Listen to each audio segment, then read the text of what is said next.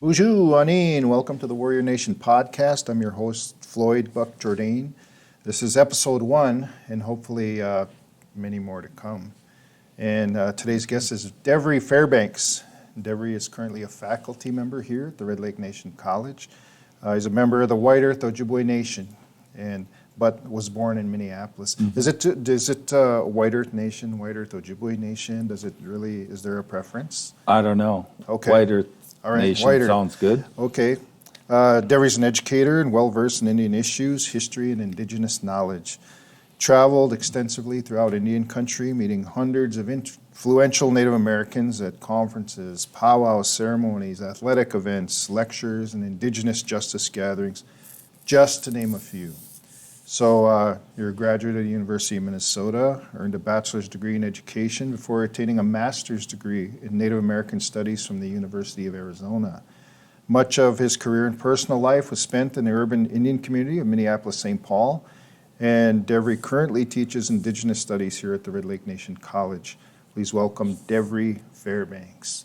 So I wanted to open, I was like doing a little bit of research and going to look at your stuff, and sometimes people will go and read books of people, and I've been aware of you for many years. I remember seeing you around Minneapolis back in the day, and I'd always see this tall guy walking around, and in the community somewhere I'd run across you. And over the years, also like at education conferences like NIEA, I think we talked about one like down in Tucson, Arizona 1 year where I saw you there. And then Minneapolis, St. Paul, and then other, not only education conferences, but other places that I'd see you around. But I saw this picture of you playing softball. And it looks like it's like probably the 80s or the 70s. There's this big tall Indian guy. You got this red headband and long hair, and you got the cutoff. Not Daisy Dukes, mind you, but they're kind of cut off trunks. Yeah. And you got the long socks, and it looks like you're getting ready to launch one there. And one of the things I noticed too is like you got like the trees in the background. I don't know if it's in the woods, if it's at a powwow or anything. Is there a story that goes behind that particular? That was that. Oh, sorry. That was at Wilder Forest. Wilder Forest. We used to. The U of M used to do retreats there from U of M Twin Cities, and that was one of the retreats there. And then I ended up working there. I worked there for 6 years, but only in the summer. I worked a couple winters, but mainly in the summers. I worked there too. But that's at Wilder. Okay. And that's a funny picture because I look like I'm 7 feet tall, like I'm a big stick man, right?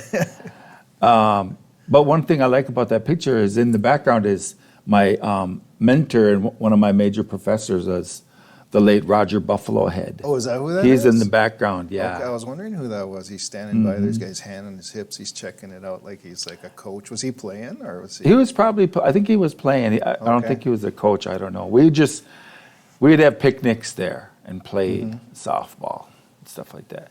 All right, so was that part of a group of students, or was it just the people who came out there to congregate and have a picnic, or was it a league, or? The U of M had lots of retreats at Wilder Forest. So it was students and staff and maybe some of the native community at the U of M in Minneapolis.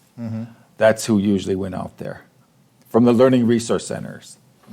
So you were involved in fitness and tournaments and things around the city, and so did you go to like tournaments elsewhere, or did you just like? Yeah, we went to tournaments all over the place, mainly up north up here and in Wisconsin, North Dakota, Bismarck.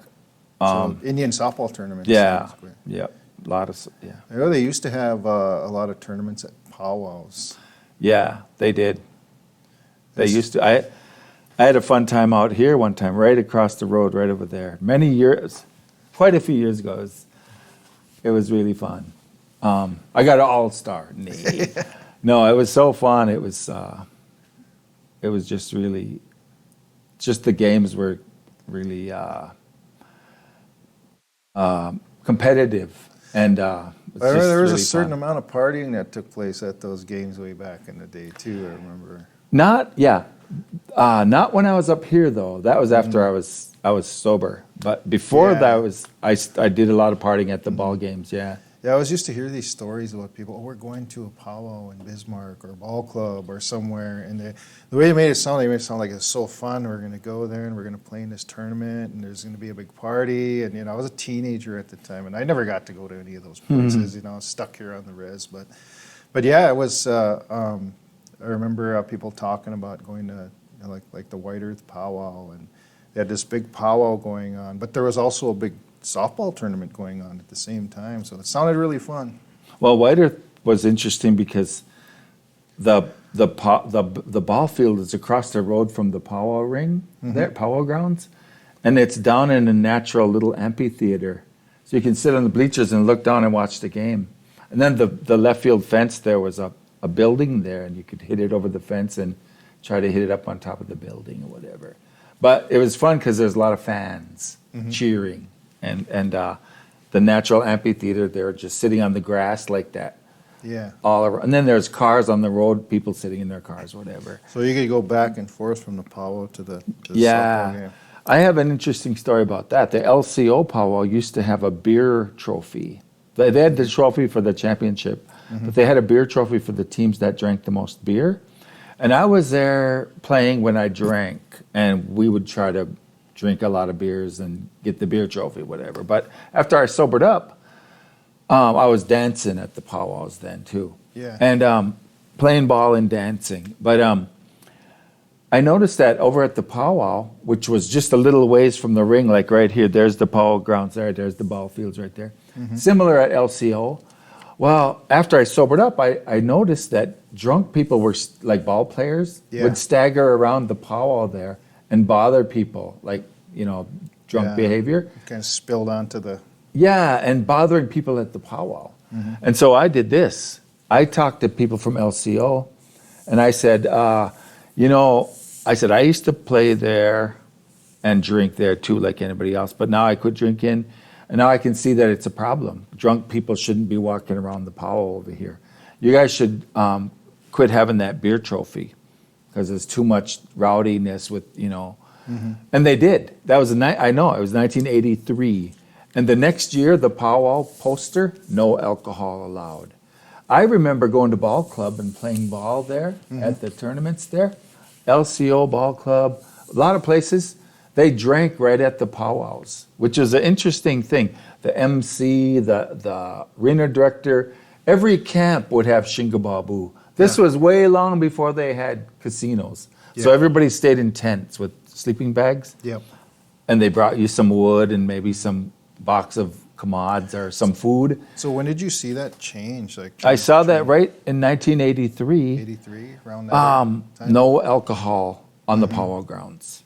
And I'm not saying I'm the one who started it, but at LCO at least they quit having that beer trophy, because they must have noticed too the rowdy drunk guys.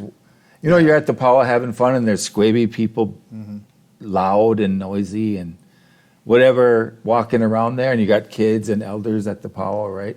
So it quit being a norm, and then it became more of we can't have this kind of activity around the drum and the circle and all of the people, children and families. Absolutely. I remember in ball club, we're all squabed up and went back to our camp, and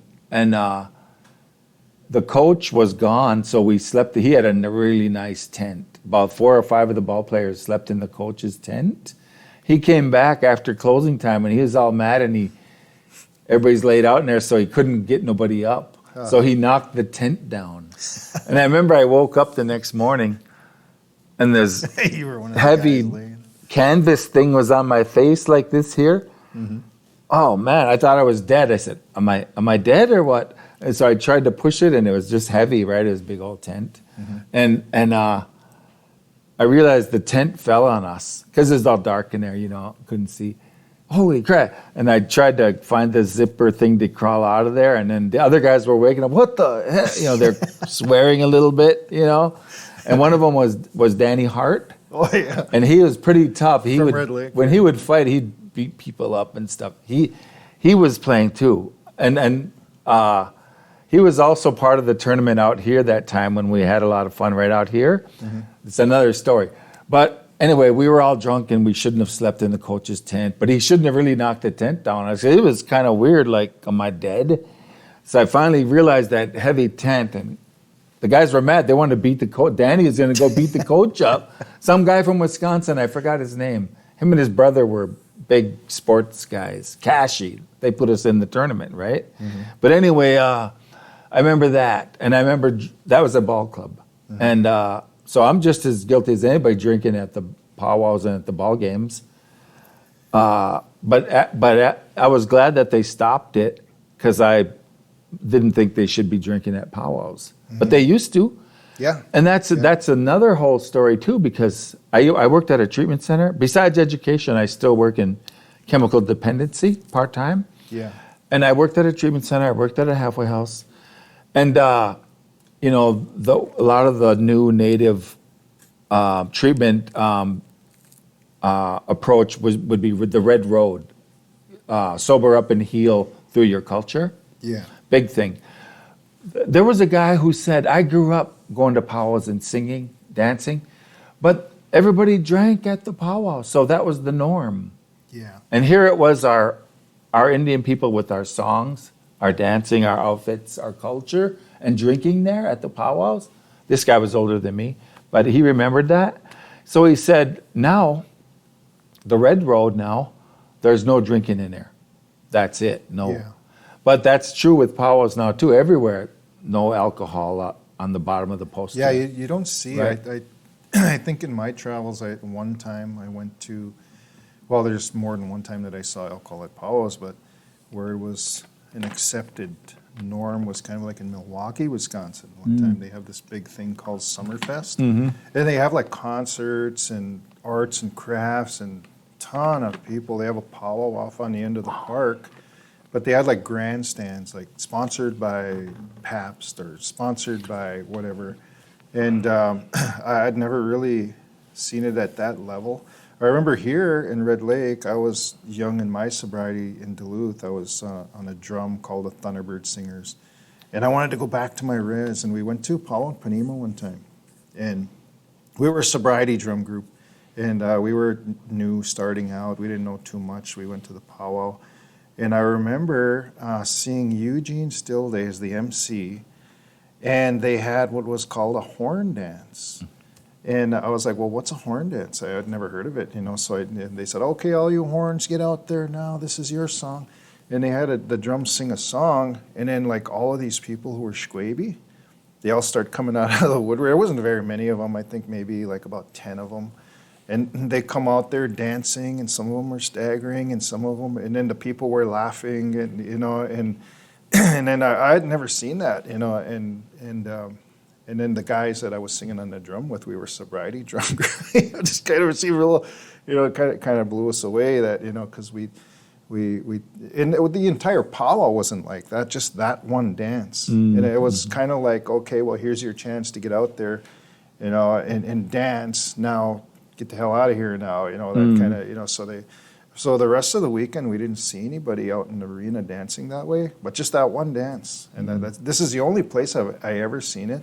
That was discontinued too, you know, over time. They quit doing it, and now I know the big celebration in Panema, the Labor Day, they don't allow that type of thing. The 4th of July or the 6th of July celebration here.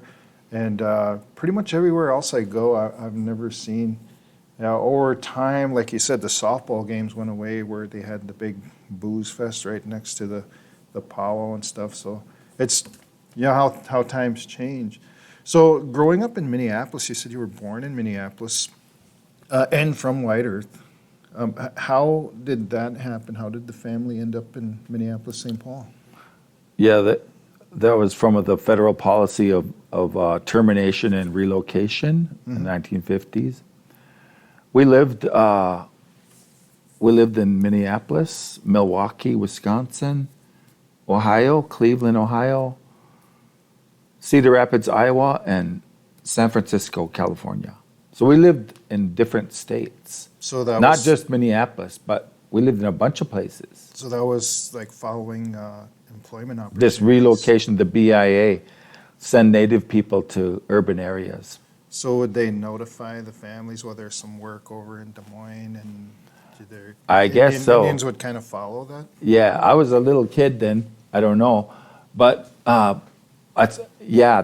they did somehow. They were notified, yeah, and we just moved at different places. And then when I was about 10 years old, we went back to Minneapolis, and then I stayed there till '92. Then I left Minneapolis in '92 after I finished at the U of M. I worked at the U of M for 4 years before I left. I left in '92. So that was the case with a lot of Native people who left the reservation and during the relocation era. They ended up in Denver and Minneapolis and LA and Chicago and different places. Yeah, And big cities so like there's that. huge concentration. I know of Red Lake people in and around Minneapolis, St. Paul. So I imagine it's the same with White Earth and Leech Lake, and everybody else had a lot of people there. I grew up with Red Lakers, White Earth, Leech Lakers around Minneapolis. And then I remember going to a powwow in Ohio and Cleveland. When I was a little bitty kid, I barely remember it. I remember in California, there was Indians got together in these cities too. We were a small minority, so people got together. I remember little gatherings of Native people when I was some of my faintest memories. And Milwaukee, there was a beer joint on every block, and I guess that was their industry, their big business there. Yeah.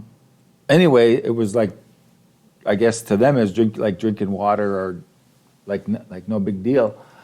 But I do remember bits and pieces about Milwaukee. My sister was born there. I still have cousins there to this day. I did go to that Milwaukee powwow thing one time, and it was like the state fair.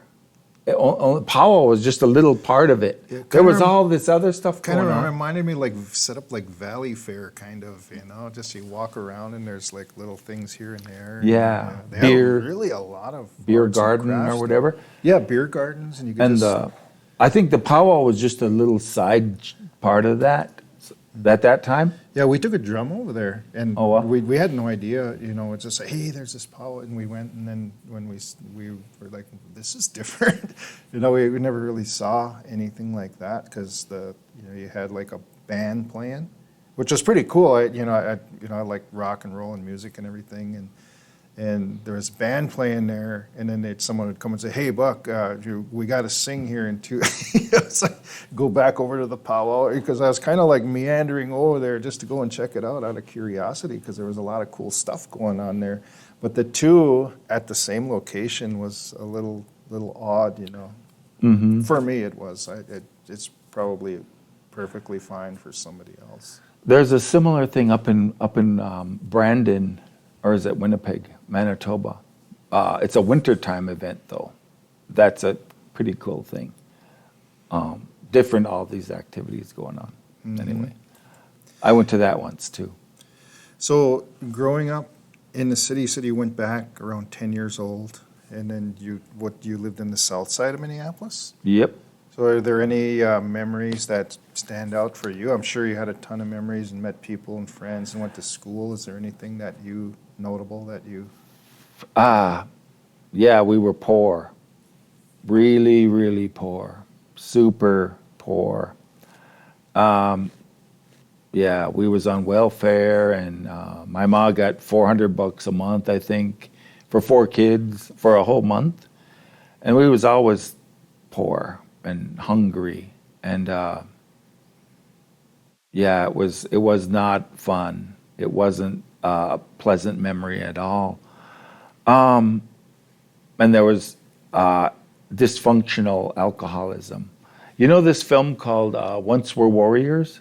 Did you ever see that? Seen it. I think I have. Well, that movie, the beginning of it, the first half hour is much like how I grew up. Is that like an Aboriginal? It's in New Australia? Zealand. Yeah, New Zealand. Okay. And these native people were discriminated by the police, by the courts, by the people of the town. And then they would drink at the bar, get in fights, whatever. Then after the bar, they'd get a bunch of cases of beer and whatever and go have a party at somebody's house. Exactly how I grew up. When I was a little kid, I swore I would never drink because I saw all this shenanigans of drunk adults. But when I did grow up, I did drink and got in a lot of trouble and was just as bad as anybody. But that movie is very. When I watched it, I was amazed. Like, wow, this is so accurate. Anyway, I grew up, Native people, Phillips Junior High, South High, the Little Earth projects. Like Dan King, he was in the St. Paul projects in the St. Paul on the west side. I grew up partly in the projects in Minneapolis, the Little Earth. Yeah. And we got kicked out of there. How bad do you got to be to get kicked out of the Native projects, right? That's the last stop for most people, the projects, right? Just right in the heart of Indian country. And my brother stole a car and he crashed into the big green box, the electrical whatever, transformer or something. Knocked out the power of the whole projects for one weekend. It was on a Friday, so all weekend, people's refrigerator, their ice cream melted and whatever. Anyway, they got mad and they kicked us out. So all the skins in the neighborhood found out it was you guys. I don't know, but I just know the management. Anyway, my mom then, she moved back. She moved to Cass Lake. She moved back. And my little brother and sister came back. My older brother who did that, he went in the military. You remember a long time ago, if you got in trouble, they would give you a choice, go to jail or go to the military, right? Or threaten you with the military. Yeah, so he went to the military. Okay. To his credit, he stayed in there for over 20 years. Wow. And got promoted a couple times. Yeah. He's married to a lady from Red Lake, too. His son is the football coach at the high school here, the baseball coach. Oh, yeah. Right over here. I forget his name. His name is Kyle. Kyle. He went to college here, too. Sure. Anyway, Kyle. He's been here quite a while now. Yep, he's been around here for a long time. He used to work at that Bolio store down in Little Rock. Maybe he still does, for all I know. Yeah, he'd come out and pump gas and mine the till inside. Yeah. Anyway, that's my He's nephew. kind of a big guy. Yeah, big guy. He plays softball, too. When those guys were little kids, I hit them grounders and pop-ups and played ball with them, whatever. But, so anyways, talking about Minneapolis, my brother went in the military. Everybody moved up north. I stayed in Minneapolis. I was selling weed. When I got my money to go to college, I spent it on weed. And I was selling weed. I had an apartment at a back in the 1970s, it was everything to have a big bad stereo. Yeah. Big old speakers, have a car with nice, I remember putting up the nice turntable, had the vinyl. Yeah, the turntable. We listened to Cheech and Chong. Speakers. Here you go, Neach. Knock yourself out, bro. And we had black light and Jimi Hendrix posters or whatever. And then my car, I had copper wire going the back. We had to have nice speakers in the car too, right? Whatever. But anyway, I had all that and I lost it all. I was in handcuffs. I lost my apartment, I lost my driver's license, lost my car, was in jail in Hennepin County, selling weed. And that's how I spent my financial aid money.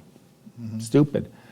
Anyway, I was riding high. We were having keg parties and thought So we were you were having pretty fun. young at We were, this time, yeah, I I was guess. young. We thought we were having fun. Yeah. And we were until the police came and whatever. The college years. So I ended up being homeless in Minneapolis too.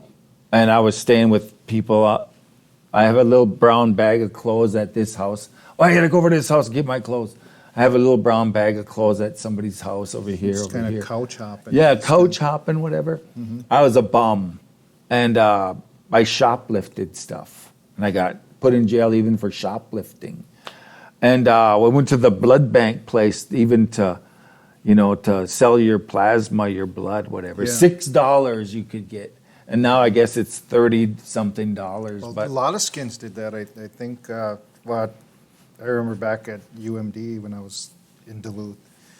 And some of those guys in the halfway house would go downtown and, we'd go to the plasma center. Back then it was like $15 or something. And $6 when I was get there. some cigarettes and, whatever, snacks or whatever. There were so many Nijis doing that we even joked around. We have a band, the Plasmatics.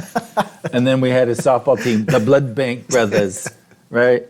So we joked around about it even. But anyway, I was They a called it bum. the slab in Duluth. Hey, The going down slab. to the slab. And, you know, and at first, when I heard these guys talking about it, and they said, "Yeah, we're going down to the slab," and I'm like, "What the hell's the slab?" And they said, "Oh, if you go down there, you can donate your plasma, and they'll give you $15." And I think there was like, if you bring a friend, they would give you an extra $5. Oh, yeah. I remember that now. You're right. So you can get $20 if you brought a friend. You know? When I went, yeah, wasn't that much. But I remember bringing people there, yeah, and getting a couple extra bucks. But yeah, so I was really, I was riding high and then I was down low. So that Indian community, there was a lot of like poverty and alcoholism and things going on. One of the things that Minneapolis, St. Paul is known for over time was the spark of social activism, American Indian movement, and organizations like that helped to, I suppose, spur awareness of religious freedom and instances of police abuse and different things that are happening. So did you witness those kind of things, and did that have an impact on you at all? Did you participate in any of that? Yeah, when I was a kid, the AIM started up in Minneapolis, and they started out as the AIM Patrol. They would go to bars at closing, and if people were squabby or trying to fight or something, they would say, "Come on, let's get out of here. The cops will come," and you don't want the cops to get you. And they had, what do they call them? Not a CB, whatever, but some kind of radios. They would get to the scene before the police did. Well, they kind of knew where the Native community. Yeah. But they would get there and diffuse it before the cops got there so the cops wouldn't rough somebody up or take them to jail. They did that. I was real young though then, but I remember being around there. The Corral Bar was the famous Corral was right by the AIM office. Well, that Franklin Avenue. Yeah, Franklin Ave. It was like the way you described Milwaukee. Like, wasn't it like every block there was like on Franklin Avenue, there was, I don't know how many. Yeah, there's about bars. 4 or 5 bars in that little stretch there, yeah. The big famous one was Mr. Arthur's.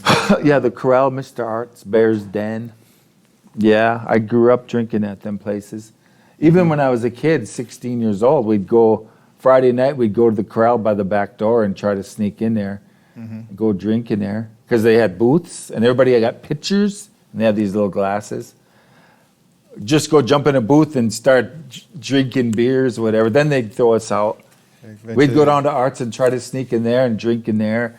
They'd kick us out. We'd go back to Corral. You could sneak in the back if you're lucky. In the booths, it was dark back in there.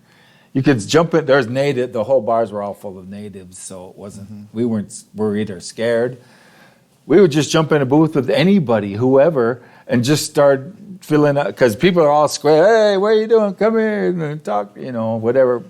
We just try to drink anyway. But I was a teenager. I said I'd never drink, and I did, and it was really got me in a lot of trouble. I think a lot of people ended up down on the streets of Minneapolis, coming from the reservation, even if they weren't born there.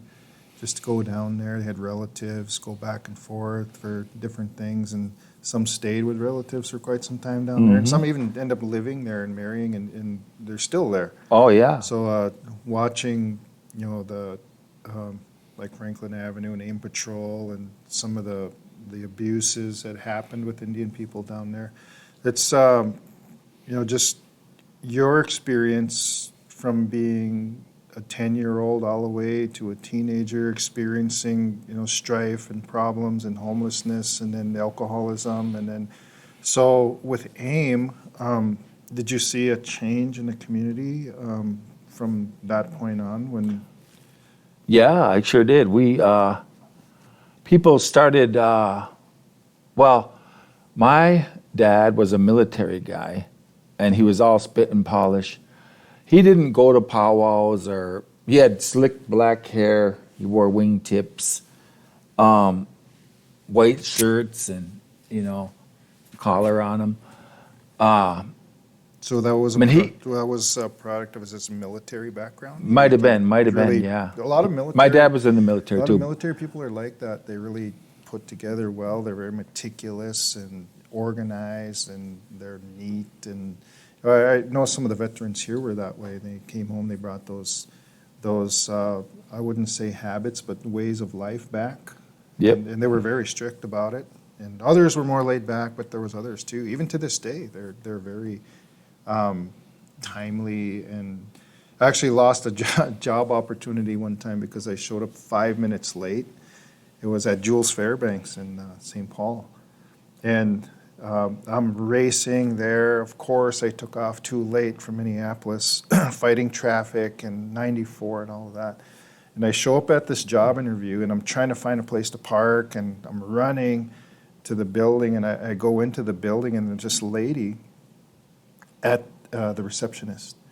And she said, "Are you here for the interview?" And I said, "Yeah, I am." I said, "I'm supposed to be here at 9. And she looked at the clock, and she went, "Ooh, probably not going to go very well for you if you go in there." And I was like, "Okay, so I can't have the interview then?" She said, "You can have the interview, but I just want to let you know that, the director, I think you probably remember him, his name was Ed Godfrey. He was Yes, I knew him. Huge man. He Yep. was, he was a military veteran. He was a Yep. I traditional know him. dancer, a real warrior, And she said, he's very serious about job interviews, and you probably should have been on time. So, and she said, he has a military background, so, you can imagine that, he's really particular about people. Mm-hmm. If you're not serious about the job, he sees that as a strike against you if you're not here on time. And I just kind of I really didn't know Ed Godfrey. Mm-hmm. That kind of got me freaked out a little bit. I said, "Well, you know what? Thank you for the opportunity." And I just turned around and I left. And because I wasn't going to waste anybody's time, and I blew it. It was my fault for being late. But I always remembered that she said, "Yeah, he's a military man, and he's very particular about those type of things." So your dad was pretty polished? My dad didn't we wore jean jackets. We had long hair with the bandana, ponytail. Is that We like in the smoked weed. softball picture? Yeah, there, this is or- long time. Yeah, quite a while ago. A lot of people, just about everybody wore an army coat. Like all the Aimsters wore army coats and stuff. But my dad wasn't. He said, "No, don't go down there and cause trouble. Listen to them, obey them. Don't like the white people or the city fathers, the people who are in charge of everything. Don't bother them. Don't question them. Don't fight them. Don't cause trouble over there. Listen to them, obey them." That's what he would say. He didn't like Indian stuff, like powwows, whatever. Yeah. He had his hair short, slicked back. He didn't think it was cool to have long hair and all that, whatever. But everybody pretty much, except guys like him, was all into the wearing chokers and proud of their native heritage. And Eddie Benton and those guys, George Mitchell, Clyde, they would stand up and say, "We demand our rights," and all that. Dennis. And yep, Dennis Banks. And we said, "Yeah, we deserve a good life. We deserve more than just, poverty and struggle." And yeah, so those guys there was a change. There really was. And one of the funnest times of my life was big fight at the corral, and we turned over a police car. It was just really fun.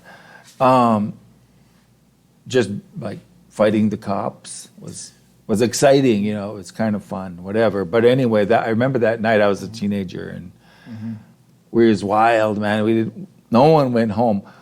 Well, there's no denying the instances of abuse and the way the Indian community was portrayed as slums and worthless and just hopeless poverty, and then the discrimination that a lot of Native people experienced. And there in the civil rights era, people were angry. They were looking for something. They were looking for some sort of momentum. And when that came through, I think a lot of Indian people were like, yes, They're finally, ready. hey, we do have rights. They're and, tired. Yeah, Yep. and we do have a voice, and we can make a difference. So, being there at that particular point in time as a young man in Minneapolis, it must have been exciting to, see those changes.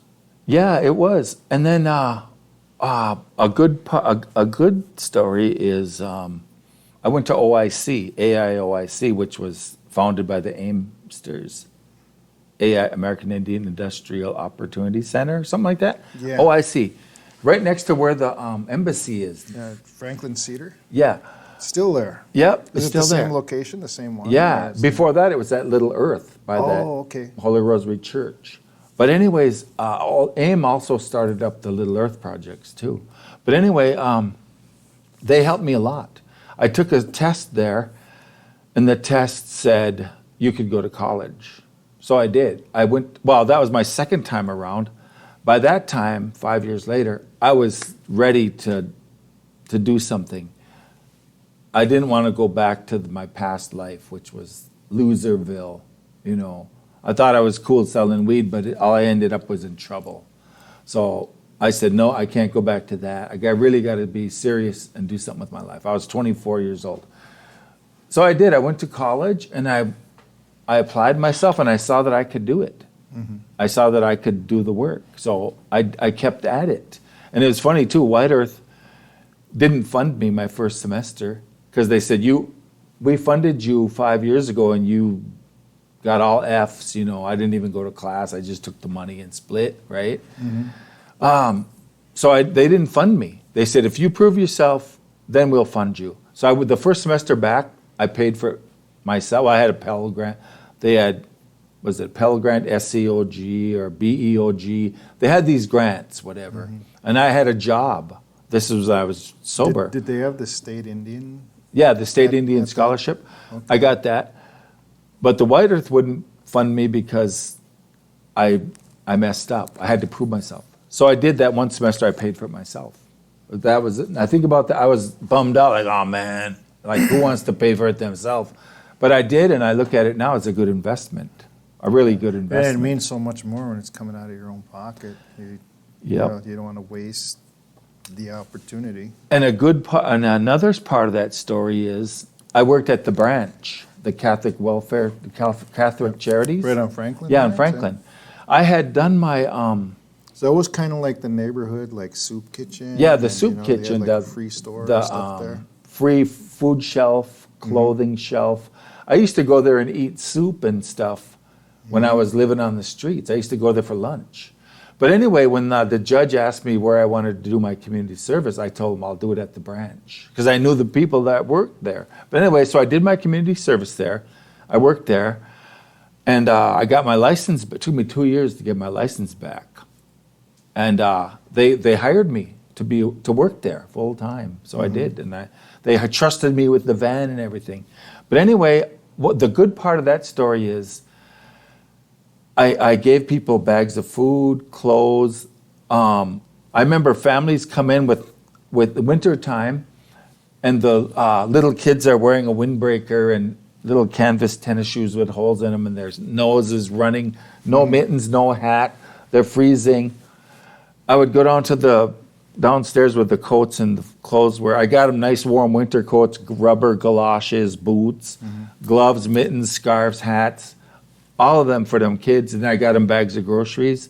Then I gave them, and then they even had some toys too that people donated, whatever. I even bagged them up some toys, and I drove them home in the van. And they patted me on the back. Thank you, thank you. And And that was the payoff. I felt good doing Yeah. that. And even before that, when I volunteered there, my community service, people thanked me for doing that. And I wasn't getting paid for it. I was just doing it, my community service. But I found out that I liked doing that. It felt good to help people because I grew up poor myself. Yeah.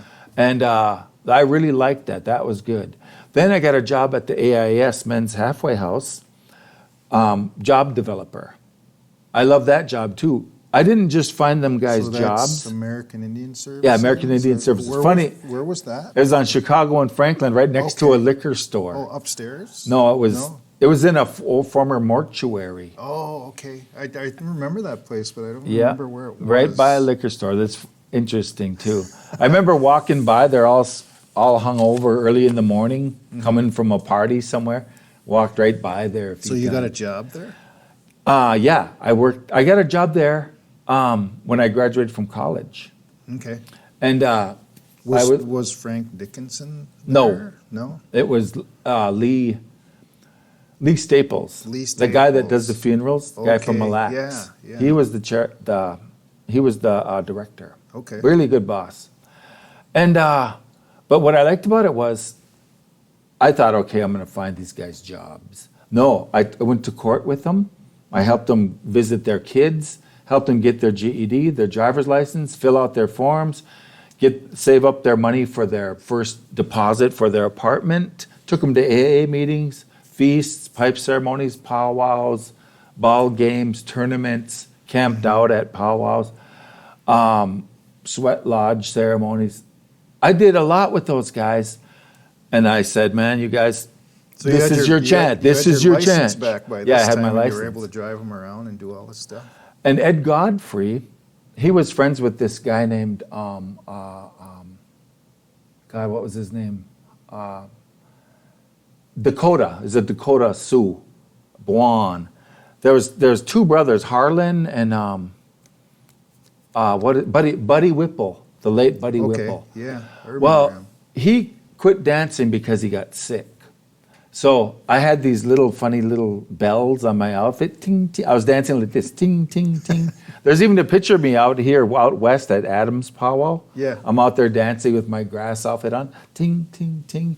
And one of the Niji said, hey boy, I was young. You need some. Where'd you get them bells? You need some man bells. There was that one Niji that he wore big old work boots when he Yeah. danced. Was it Dan? Jack. I think it was, the guy Yeah. with the hat. He wore a Yeah, hat, yeah, like a yeah. kind of like a battered cowboy hat. Yeah, I don't know. He if would it go. was Dan Kingbird. Or He had something. those great big square bells. Big cowbells. Yeah. Clang, clang, clang, clang. He was walking around like that, and I was dancing. I weighed probably 175 pounds then, so I was floating on air with these little bitty bells, ting, ting, ting. And Christ, he said, you need some man bells, he said. I was all embarrassed, because you wanted to have a nice outfit or whatever, Yeah, you yeah. know. I was all embarrassed. And Buddy Whipple gave me his bells. He had a men's traditional outfit. Mm-hmm. He had really nice round bells, about 3 rows of them, Where like was that. Buddy was from? I think he was from Siston, one of the or he Sioux was a communities? Dakota Sioux. Okay. Nicest guy. His brother Harlan, really nice guy too. Harlan was I married to didn't know him, but I remember him. and Ed Godfrey a was dancer. their bro. He was their cola. He danced too. Great big guy. He had a Yeah. traditional Men's outfit. traditional. Yeah. Really big man. And so the good thing about that, those guys helped me out with my sad little outfit. And then over the years, I realized people will help you with your outfit. People will give you stuff. Like everybody has a big old suitcase, a whole bunch of 3 or 4 outfits in They there, see you whatever. out there with just a couple little Sad items little and outfit. a headband yeah. on, and The first powwow I ever danced at with an outfit on was here in Red Lake at Adams out west out there. And I had a sad little outfit, whatever. But I still just wanted to be out there. I was all fired up. Only later that I was self-conscious, like, oh man, I got this little raggedy little outfit, whatever. But at first I was all fired up. I started like that too with a little.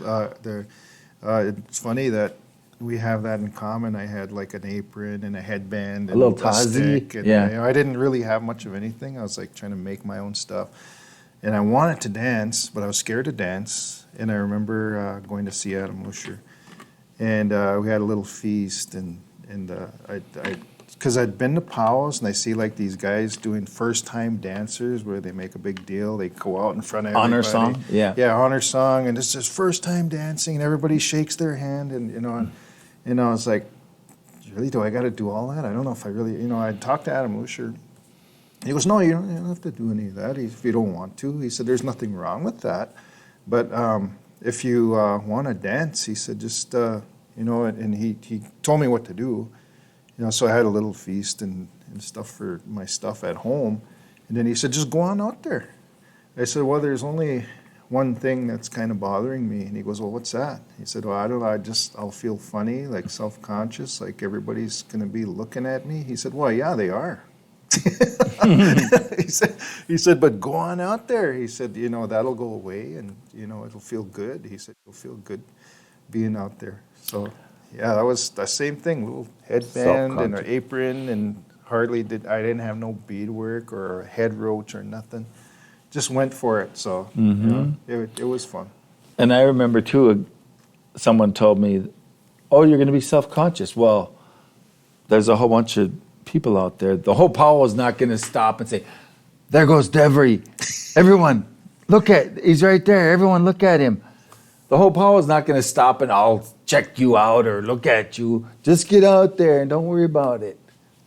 And I thought everybody in the whole Powell is going to be watching me or whatever, So I thought the same thing, too. Yeah, your buddies, because I remember when I had like little bitty aprons on and just trunks. Your little, yeah. And then I remember one of my friends there, he said, you look like Conan the Barbarian out there. Because I had a little bitty, my legs were sticking out. But yeah, it's fun getting out there, though. And so you danced and you traveled powwows as a softball player and then also as a singer. I never was a singer. Oh, as a softball player and a dancer. Oh, yeah, I danced a lot. So were you quite a bit traditional then? Or I was a traditional and grass dancer, Oh, okay. yeah. I was one of those singers that couldn't, like you can't walk gum and, what is it? You can't chew gum and walk at the same time. Oh, yeah. I'd be hitting it like this and everybody would be going up, I'd be going down. Oh, yeah. And the lead singer gives me a rattle. Sit back, Okay. Neej. So That's like all when right. you see the band, like a band where everybody's on stage playing guitars and everything, and then one guy standing there with a tambourine. I must have been like that. But I always listened to, the little cassettes, whatever, and we recorded the singers. And so then when I'm driving somewhere, I'd always be listening to the songs. And I could sing along when I'm driving to the songs But you while could they're dance okay and keep time. Yeah, well, yeah, I had to do that. Otherwise, I'd look funny trying to whatever. But so I wasn't really a singer. So to this day. Yeah, I know that's a whole nother topic, is the drum and singing and learning and teaching. And I've seen some teachers will tell people to pound on the rim of the drum. On the side, right? Yeah, Yes. just pound on the end. And then I've seen others where everybody was small children. They were at the drum and they were pounding, and you could hear dug dug dug dug dug dug, Yeah. like a horse galloping. And then I asked the guy, I said, well, how come like the kids that you teach, they're pounding hard on the drum and they're kind of out of time? And then other people teach, they have you pound on the side. He said, no, I don't like having them pound on the side like that. I said, how come? He said, because it takes too long to learn that way. He said, the only way you're going to learn, you got to hit that drum. To do it. You got to hit that drum. He said, that's good when you hit the drum. He said, and then pretty soon they're going to get it, and then everybody's going to be in time. Yeah. But if you pound on the edge, it's going to take you a long time, to learn how to keep time. He said, so I don't care. I just tell them, hey, hit the drum, And so as kids, I watched them over several years. They started out just like clop, clop, clop, just like horse galloping. And they became, really, really good singers. And now many of them are parents and teaching their own kids now. There's lots. I know. I've been up here since 2010, and there's a lot of good singers around here. Yeah, there's Really a lot of good singers. Just everybody's a good singer around here. It seems huge like. drum community, here. So one of the things you talked about was recovery and transitioning. You said, I don't want to go back to that life, but you still played sports and those type of things. Was that difficult to do, and did that take some focus away from your educational pursuits? How did you pull away from that life and then take another trajectory? Because since that time, you've been sober many years now. How long has it been, if you don't mind sharing? In 1982. Okay, 82. February It's like almost 22nd. 40 years. So today's what, February 8th? Yeah. If I'm, God willing, if I make it to the 22nd of this month, it'll be 40 years this month. Well, congratulations. That's Thanks. a long time. Yep, and yeah, thanks. When I first went to treatment, I didn't want to go. I resisted, but it was court ordered, so I did.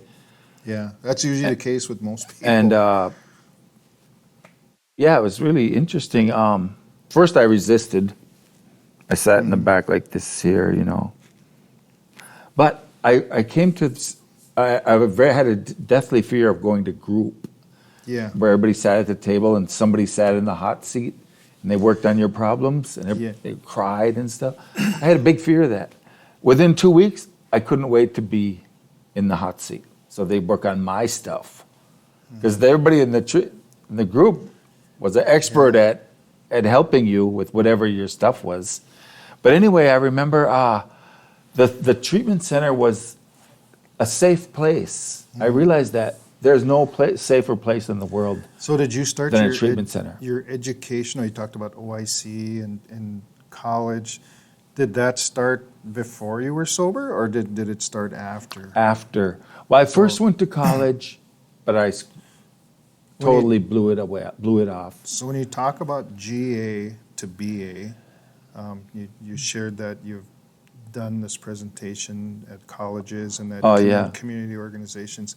So was that your educational journey? Did you get a GA at OIC? Or Yeah, that's was that a GED, or what is No. What is GA? great. It's It's funny that you mentioned that, because that's kind of a interesting way to look at this whole thing, and that is GA was a form of welfare. Okay. General assistance. Okay, general assistance. And yeah. you could get, if you're a single person, I think it was, you get $90 a month, one-time thing, and you get a few dollars in food stamps, I believe. I did it for a few months, and I was on this GA, whatever. And then, and meanwhile, I got in trouble.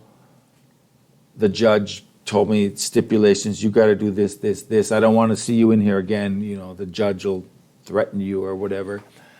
So I thought, okay, I'll do it. I'll go to treatment. I went to treatment, and I saw the treatment center. I came to see it as a safe place because I didn't even trust myself. I didn't even know myself, what I was capable of, my potential. I didn't know any of that until I went to the treatment center, where we started going to pipe ceremony, feast, sweat lodge. All this stuff that I never knew. I was even shy to go to the sweat lodge. I was shy to go to the pipe ceremony. Like, I'm not a good Indian. I'm not a real Indian. I went to the first sweat I ever went to. They were talking Indian. They had pipes. They had the sweat lodge there. They were singing on the drum. I said, these guys are real Indians, man. They know their language. They're singing. They got a ceremony here. And I'm just a bum from the streets, you know. Also, another thing I did was I stole cars.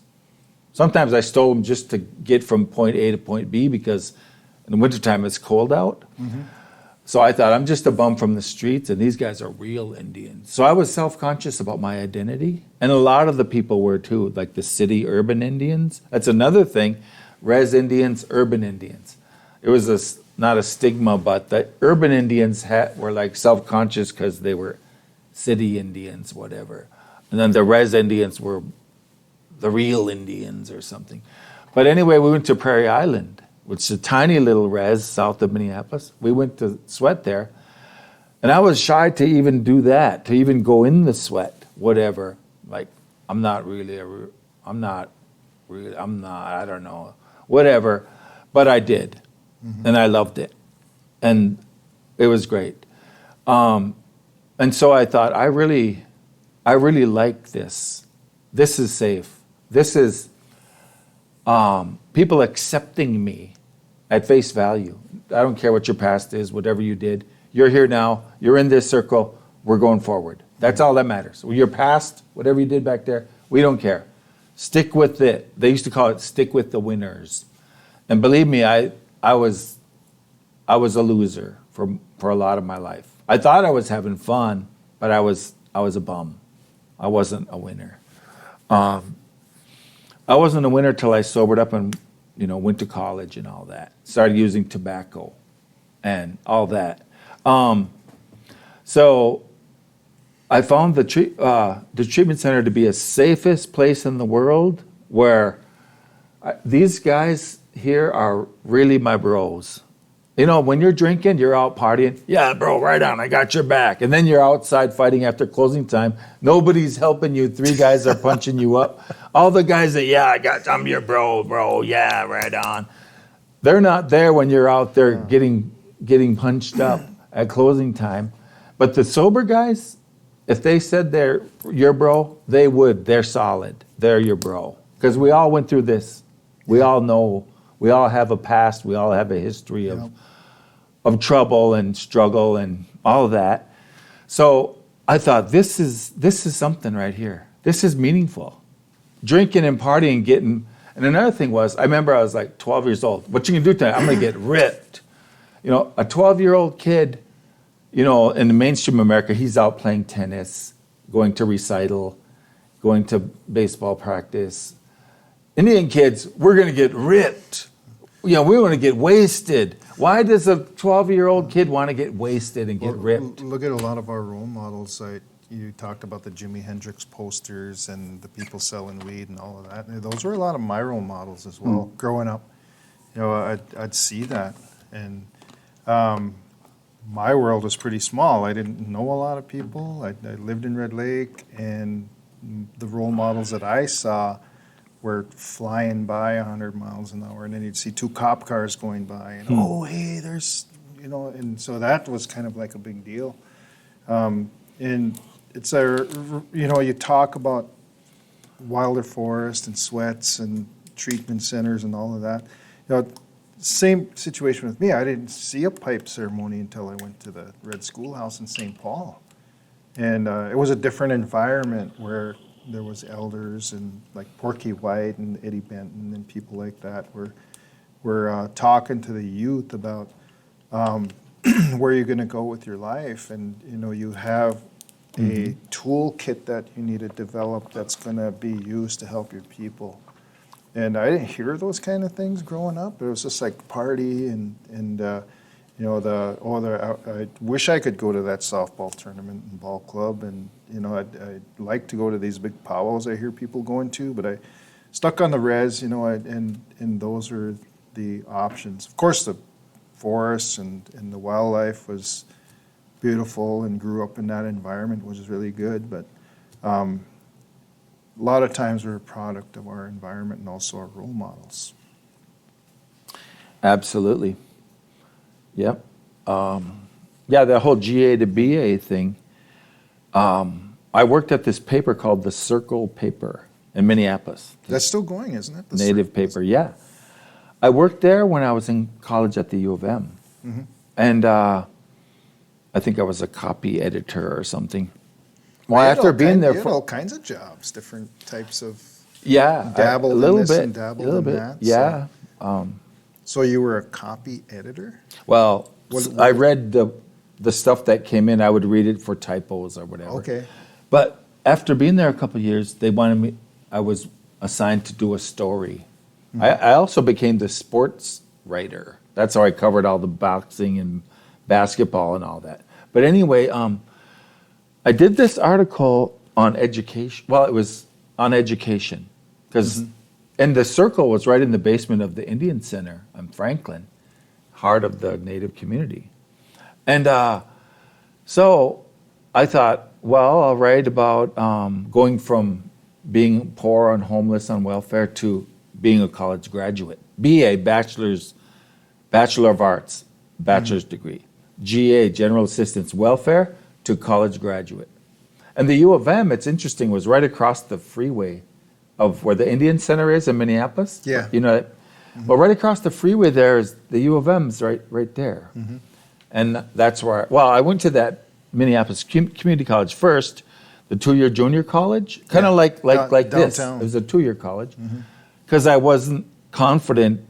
I was a little intimidated by the U of M, the big place. I didn't even think I wasn't sure I could even do it. Was that helpful, doing that first? It was a great idea to go to the 2-year college first. Mm-hmm. Yeah, that was a really good idea. Because then I had confidence to go on to the next step up, Yeah. which was the U of M. Similar to what the tribal colleges are doing now. Yeah, like the BSU and UMD and Grand Forks. Just leave here, you can go to Yeah. any And college that- you want. So I was perfect to step into working in higher ed because I grew up on both sides of it, whatever. But anyway, that GA to BA, it was one article I wrote. And it was syndicated out to other Native papers around the country, which I didn't know. I guess they picked up, these wire services would pick up stuff.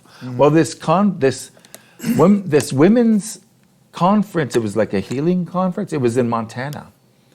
They called me up and they said, hey, we want you to come to our conference and speak. We read your article and we really like it. Could you come to our conference? We'll send you an airplane ticket. So they did, and I did. I went there, and I spoke at their conference.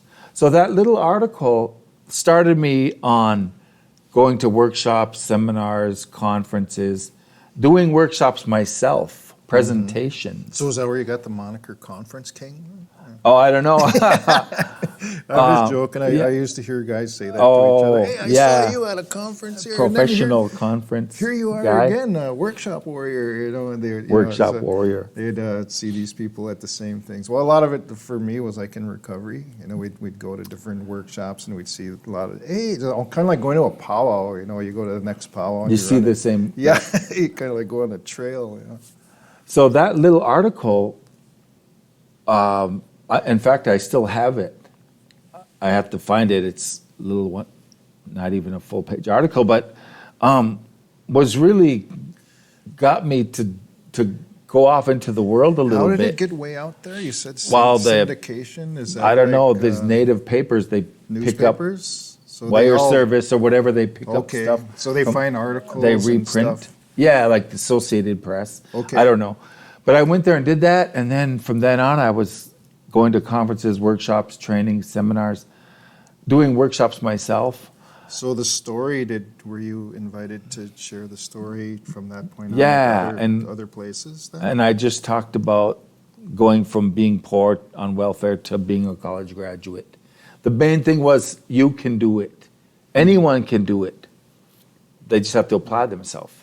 So in that short amount of, like you said, it wasn't very long. How did you? It must have been pretty impactful and just like, boom, whoa, like, this is pretty cool. We want to know more about this. So your experiences and everything. How did you put so much into a small space? Well, you'd hear about stuff coming up, and this was long before the internet and cell phones Yeah. and all that. But I remember going to the Gang and Drug Summit right over here in the Humanities. I remember when they had that in there. Yeah. And I really liked it so much. It was one of my favorite ones because I knew people in there, people from the state, people from different reses like Minneapolis, White Earth. I remember I loved going to these to see people and to hear the speakers. Then that Minnesota summer alcohol and drug summer training, they used to have it at Duluth. That yeah. was awesome Yeah. too. I went there every year too. I think they still have that over there. Yep, they have it now. It's called MAIDS. Maids. And I've been working at that conference for about the last 8 years. And before that, I attended it. But my friend Colin, he got me that gig too. Colin Wiesa. Yeah. Okay. He was the trainer for them. Then he had to go somewhere, do something. He had me go do it from him, and I've been there ever since. It's been about 8 years now. I'm doing the youth program there.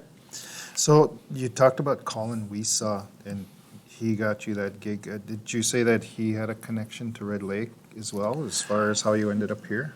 Yeah, me and him worked at Wilder Forest. I don't know how long he worked there, but I worked there 6 years.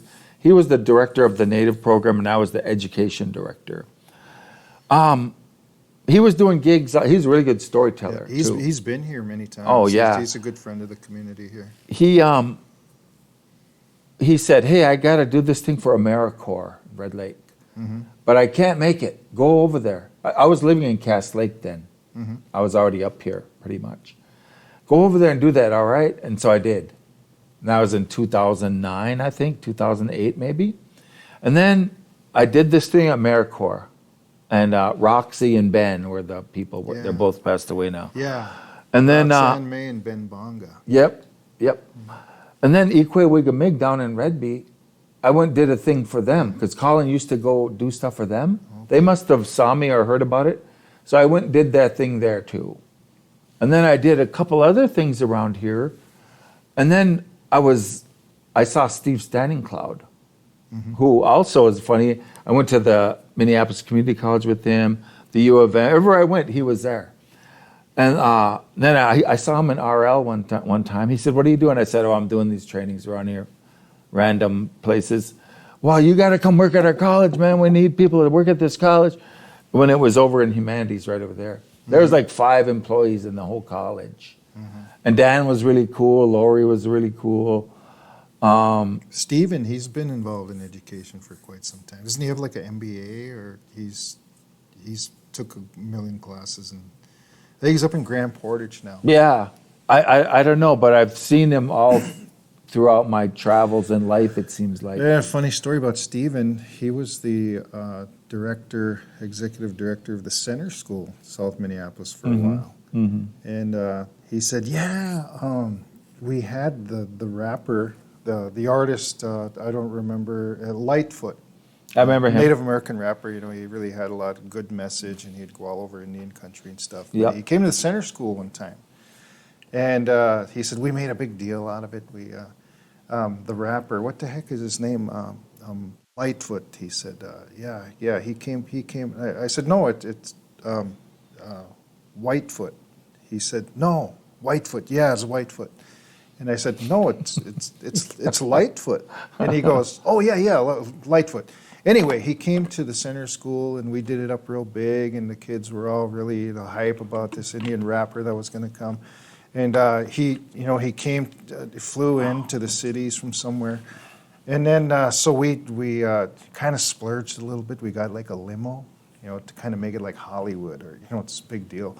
And then we hyped it up. Oh, Lightfoot's coming. He's going to be showing up here. So then he came, he pulled up in front of the Center School in his limousine. And all the youth were out there. Oh, he's here. And it was like almost like a big Hollywood production. He gets out and everything's taking pictures, and he's like coming in there, and it was really a big deal. And the concert was nice. It was fun. He said, yeah, boy, that's one of my good memories of Center School. He said he was really good, old Bigfoot. Bigfoot. I don't know if he was doing it intentionally, getting his name wrong, but there I am, just kind of falling right into his trap there. No, it's Lightfoot. I kept correcting him. We had him in Iowa too one time at the college there. He's been here. He was Probably went all over. I know he's still real active in Indian issues, and he's got his own company, and I think he might even be involved in business and politics now. But back then he was a hip hop artist, and was. Yep, I remember when he went around doing that. So Stephen was, you gotta come, and so Colin just kind of like, hey, go cover me, or I got a gig and I can't make it, so. Yeah, I ran into Steve, and he said, you should work at this college. And I was working for the behavioral health in Leech Lake, and they lost the director made a mistake, and they lost their funding. She wasn't reporting in or something. Oh, okay. So I lost my job, and I really liked working for behavioral health too. Yeah. Anyway, so I was doing all these little random side gigs, and then so I told Steve I'd do it. Consulting. Something like that. Yeah. And so I did, and I started here back then. It was August of 2010 over there. But anyways, just real quick, the Indian band called Redbone. Remember those guys? Well, come and get your love. Yeah. They was at Northrop Auditorium like 1974 or something. And then later, 10 years later, we had them at the U of M, at the Cockroach Park by Little Earth over there. Okay. Anyway, one of the guys was a young kid, too young to remember when they were in their heyday. We got this band. What's their name? I don't know. Whitebone. He was calling them Whitebone. I said, no, it's Redbone, Neej. Anyway, it was funny to hear him Whitebone. I just say, No, man, that's All not the it. Indians in there are Yeah, probably like, like, what "Oh, are you did he talking? say?" Wait, Bone, get out of here. It was so funny. But anyway, yeah, so that, I don't know.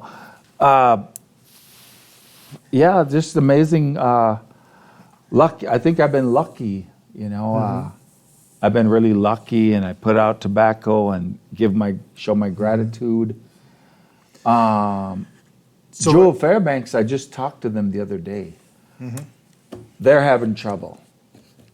So I told them I would go there and they don't have to pay me. I'll just go there. I'll drive there and drive back. They looking for natives to come in and help. Well, their director passed away. And once she left, all the native programming went down. Okay. The native counselors, I guess, they quit. Yeah. They quit their jobs there. And so they need someone to go talk to the guys. The guy, you know, we want them to stay sober. We don't want them to get discouraged and relapse. Yep. If all the native Nijis are quitting there, we want to help them. Right. So I told them just Sunday, I was talking to them guys just 2 days ago. I said, I'll go there, man, just to give back, I guess you could say. You don't have to pay me or nothing. I'll just go there and talk. I did that at Leech Lake at the halfway house there. And I really had a good time with the guys there. Well, I worked at the halfway house in Minneapolis. And what I said to them was, man, I know the SHIT. I know that stuff, right? I know it. I've been down as low as you could go. And so I just told them all these things, and I know, for example, the guys, I used to go to the prison too and talk to the Nijis in the prison too. And those guys would, I made the guys laugh at Leech Lake. I said, the guys at prison, they would put 43 pieces of paper in one envelope with about 9 stamps on it, and they draw hearts on there, and every page had hearts and lips, and I love you so much. I think about you all the time. You're everything to me, baby. I love you so much. I can't wait till I get out. I'll get a job. I'll go to church. I'll go to work. I'll be good. I'll quit drinking. 2 weeks later, he's slapping her up, right? Anyway, I said, these guys in prison, they're great artists. They're great poets. They're great writers. They had 43 sheets of paper in one little envelope with about 9 stamps on there. Anyway, but then they make all these promises. A month later, they're drunk, slapping her up. They get kicked out, and they're back in jail again. I said, we don't want to do that anymore. We don't want to go there anymore. And the guys were just like, they were laughing, but they could all relate to it very well. Like, yeah, I got kicked out walking down the road with a garbage bag with clothes in it. You know that you're not just taking out the trash. Somebody threw you out, and that's your Samsonite luggage, a hefty trash bag. So the guys could relate to that. Yeah.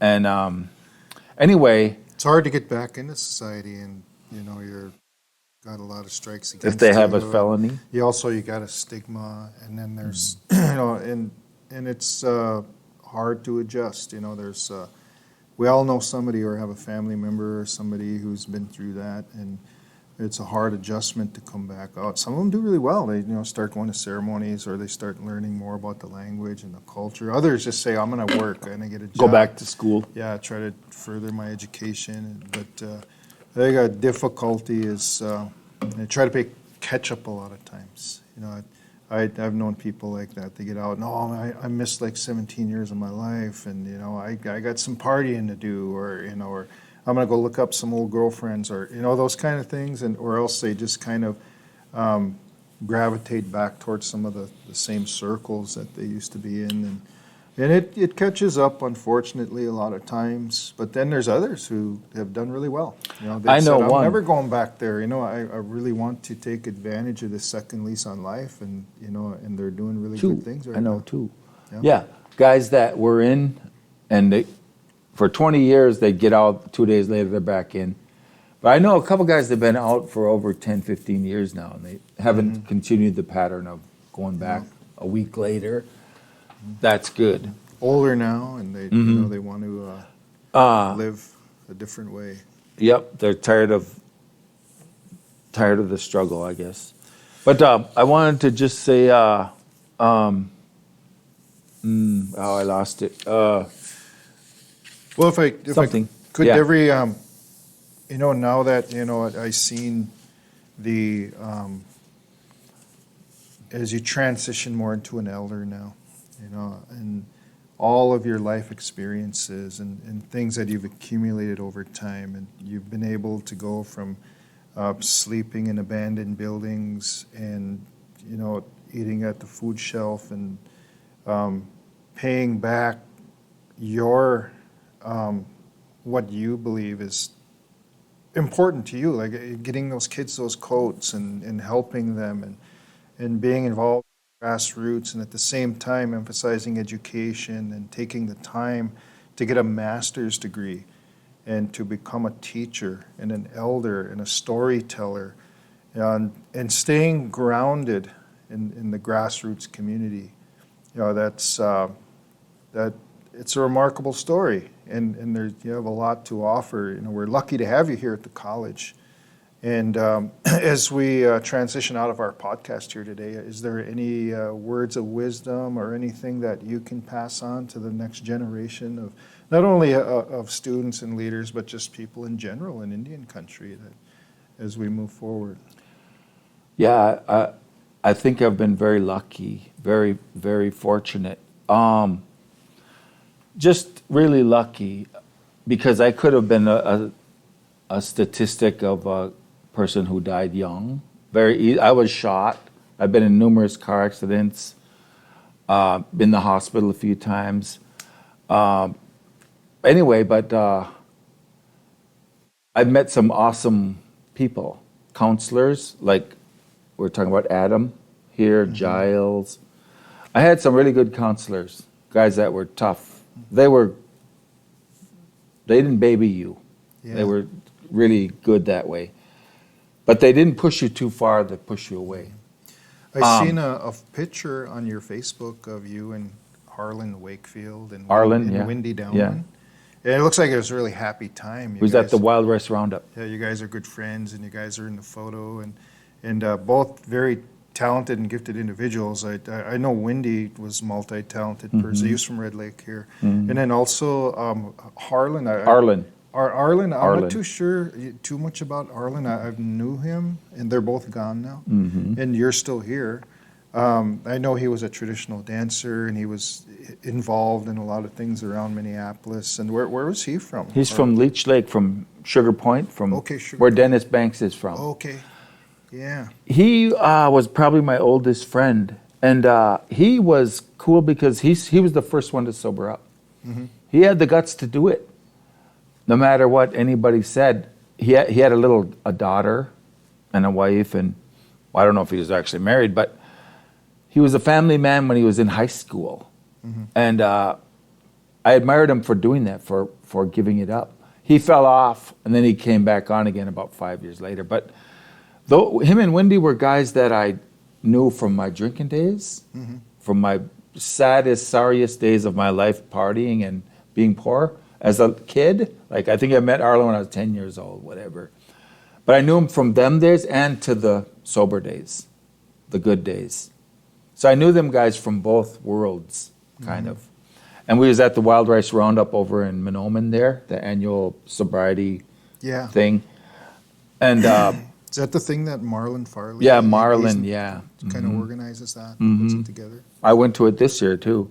Well, they didn't have it for a couple of years because of COVID, but yeah, those guys, I grew up with them and lived long enough to sober up with them too. And that is awesome. So I would say I learned that we should live our life without any regrets. Life is short, and we don't know. We could hear today, gone tomorrow. Who knows? And the thing is that we should have a good quality of life, not be struggling. I used to bum $3 for smokes. I'd go to the junkyard and buy a tire. I'd go to the junkyard and buy a battery, whatever. Struggling day to day, crawling under, tying up your muffler or raggedy old cars, I used to have. But I'm lucky. I think I really am. fortunate. I don't know if the Creator picked me out or whatever, but most of the people I grew up with are passed away. I could count on one hand the people I went to high school with that are still here. It's great. You know, you mentioned Facebook. That's an interesting thing because you can see so many of your old friends on there or hear about them or see pictures of whatever.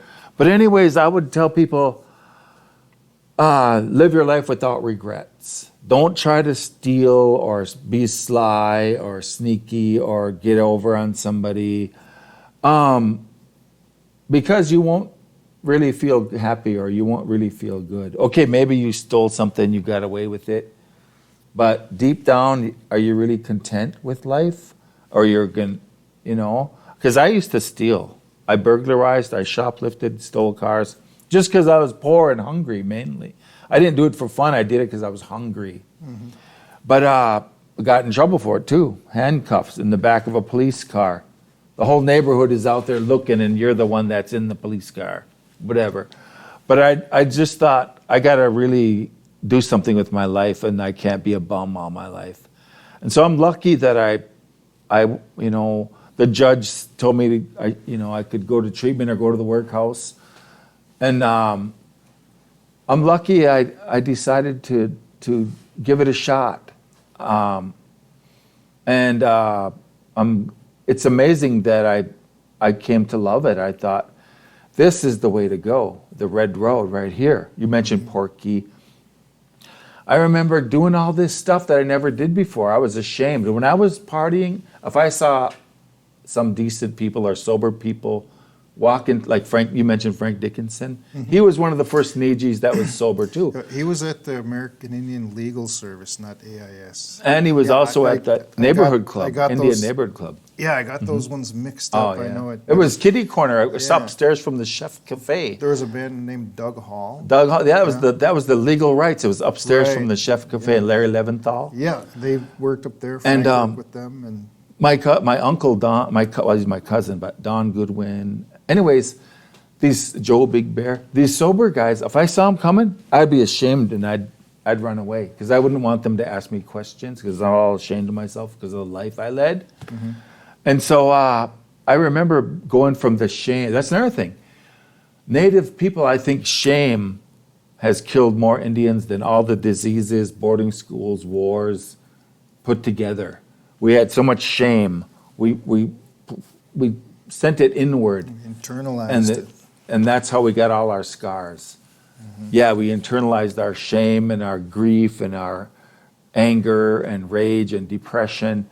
And we don't deserve that. No one does. And the future generations of Native kids, they shouldn't have to go. Right now we have the courts, we have the Child Welfare Act, the foster homes, adoptions. Our kids shouldn't have to go through that. You know, our families shouldn't have to struggle like that.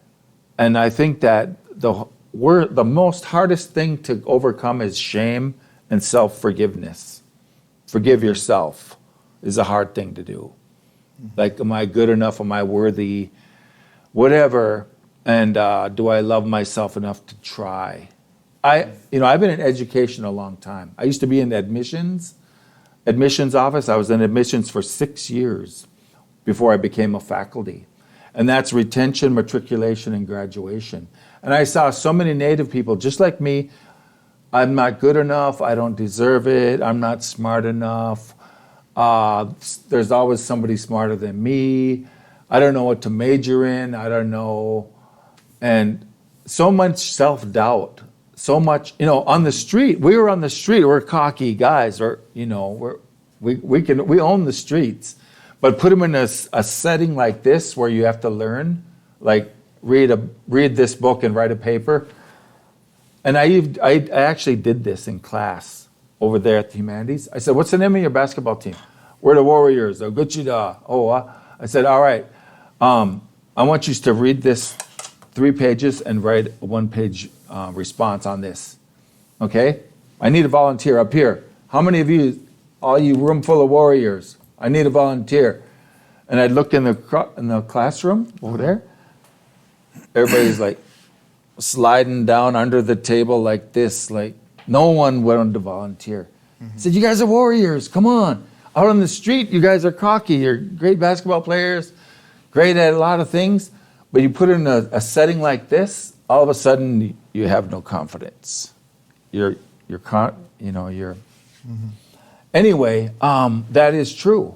I've seen it because I've been in higher ed now for a long time, since 1982. Actually, I worked for Steve Chapman as a office aide at the Minneapolis Community College Native Support Office. I worked for him there, and that was my start with higher ed. And also, you mentioned any Red Lakers that influenced me or helped me. One was Lee Cook, who was the head of the NIEA, National Indian Ed, at the Fauché Tower in Minneapolis. Really high building. I went there to do research when I was in college, and he allowed me to go through their files to do research for a paper, and I became lifelong friends with him. And then when I lived in Iowa, he lived in Iowa. I lived in Arizona, he lived in Arizona. I lived in Minneapolis, he lived in Minneapolis. And then when I'd be going somewhere, like in the airport in Denver, for example, there was Lee at the airport in Denver. I was at the airport in Phoenix. I was sitting there like this. There's Lee right there, the airport in Minneapolis. The little tiny airport in Bemidji, Lee was always there too. It seemed like every time I went to an airport, Lee was there, coming and going from somewhere. Yep. But he encouraged me. He was a guy that had a lot of confidence. He really fired me up to, like I told him what I'm doing. No, you can do it, like as if to say, you should never even doubt yourself in the first place. He gave you that feeling. No, like any problem, no matter what it was, he would say, no, we can do it. Let's not even worry about it. So he gave me confidence, and I used that on the students that I met to give them confidence too, like that. Like, no, don't even think about that. Come on, don't even doubt yourself. Let's get her done. A lot of undue pressure we put on ourselves. Yeah, he was great because he had confidence. Just nothing would shake him. He wouldn't, he was a guy that could inspire you. And he did, he inspired me. Just by letting me do the research. I was even scared to go there. The Fauché Tower is the biggest building in Minneapolis. Long time ago, now it's the IDS or whatever. But now you're dating yourself as pre-IDS. So, yeah. And he was there and he said, yeah, you can do it. Go right ahead. Yeah. And little by little, I broke away my protective. Another thing, we all acted cocky and arrogant and cool and tough, but every one of us had a protective shell around us. We were badass guys, but really deep down, we were scared. We had a protective shell around us, but we didn't want the world to know. We had shame, we had guilt, we had anger, we had rage, we had resentment, we had depression. We had all of that, but we put a protective shell around us. So nobody could know that. We didn't want no one to know how we really felt. Yeah. And over the years, I learned that we got to get at that and get in there and get rid of that and work on that and heal from that.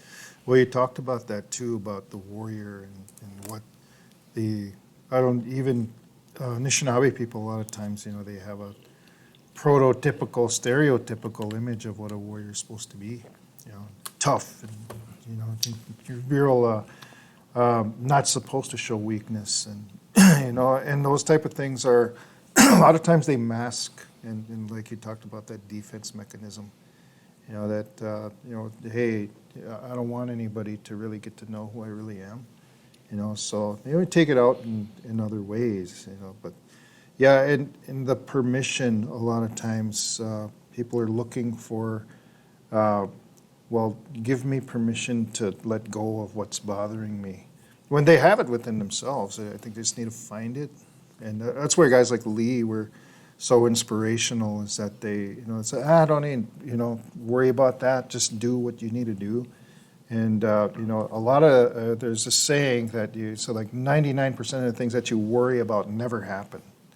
So we go around through life worrying about what everybody thinks about us, and we're going to fail, and we're going to do this, and what if this happens, and what if that happens, and then a lot of times it doesn't even happen at all.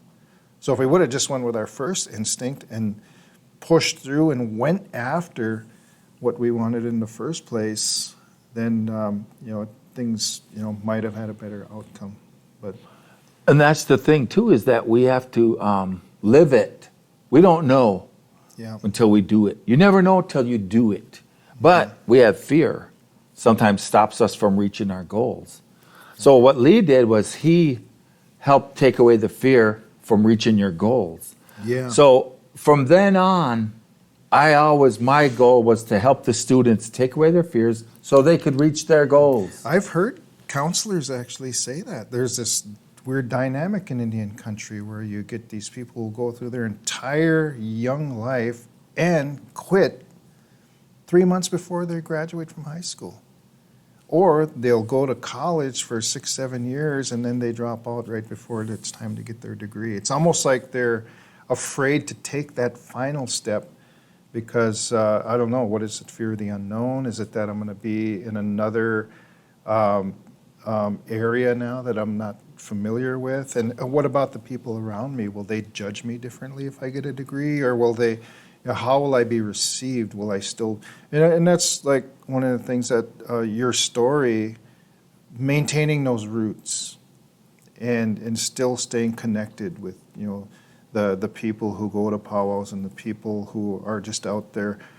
Maybe they're at a food shelf or maybe they're home taking care of children and they're struggling to get a degree. And so a lot of times with education too, there's as you take one step forward, a lot of times you're perceived as actually taking a step backwards, because if you don't maintain those roots in community, you're seen as a prude, or oh, you're one of them now, and you're Forgot who you were or where you came from. You're golfing now, and you're doing all of these things that us regular Indians don't do. And I heard a fascinating story told by a guy, African American man, one time about this young man who came from Compton, California, the hood in L.A.